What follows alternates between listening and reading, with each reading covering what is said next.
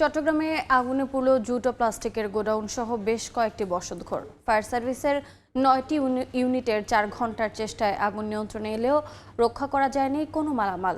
এই মুহূর্তে বাকলিয়ায় আছেন সহকর্মী পার্থপ্রতিম বিশ্বাস, সরাসরি যাচ্ছে তার কাছে।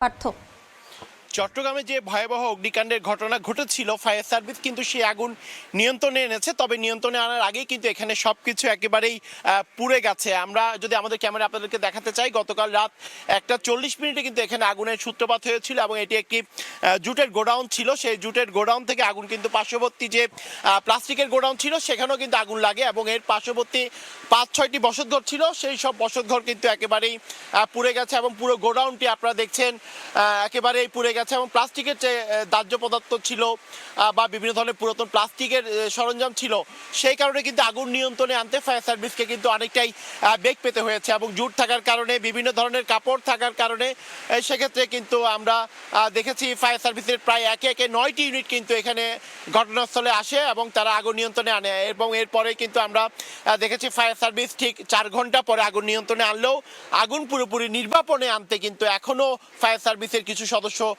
কাজ করে যাচ্ছে, সেই বিষয়টি কিন্তু আমরা দেখছি। তবে এখানে যে বিষয়টি পুরোপুরি সবকিছু পুড়ে গেছে, যাদের গোডাউন ছিল বিশেষ করে জুটের কিংবা প্লাস্টিকের, এখানে আসলে কোনো কিছুই বের করার তেমন একটা সুযোগ ছিল না। এবং স্থানীয় যারা সাধারণ মানুষজন ছিল, রাতের বেলা যখন তারা খবর পেয়েছে কিংবা দেখেছে যে আগুনের ভয়াবহ লেলিহান শিখায় সবকিছু পুড়ে যাচ্ছে, তখন কিন্তু তারা সবার আগে কিন্তু এগিয়ে এসেছে। এবং এর পরেই কিন্তু আমরা দেখছি ঠিক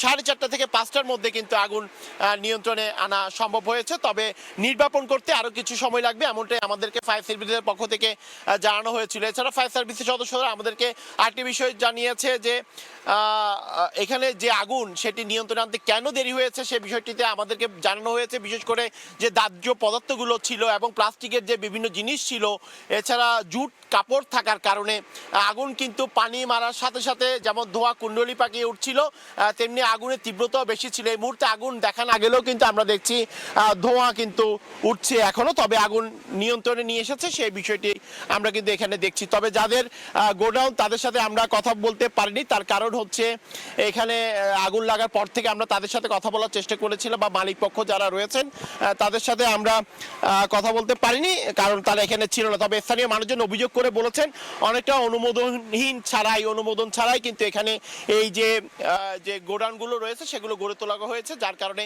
এই ভয়াবহ অগ্নিকাণ্ডের ঘটনাটি ঘটেছে। তবে কিভাবে আগুনের সূত্রপাত সেই বিষয়টি আমাদেরকে এখনো ফায়ার সার্ভিস নিশ্চিত করে জানাতে পারেনি। এই ছিল আমার কাছে এখনো পর্যন্ত চট্টগ্রামের বাকলি অ্যাক্সেস রোড এলাকা থেকে এখানকার সর্বশেষ খবর। সরাসরি যুক্ত ছিলাম চট্টগ্রামে।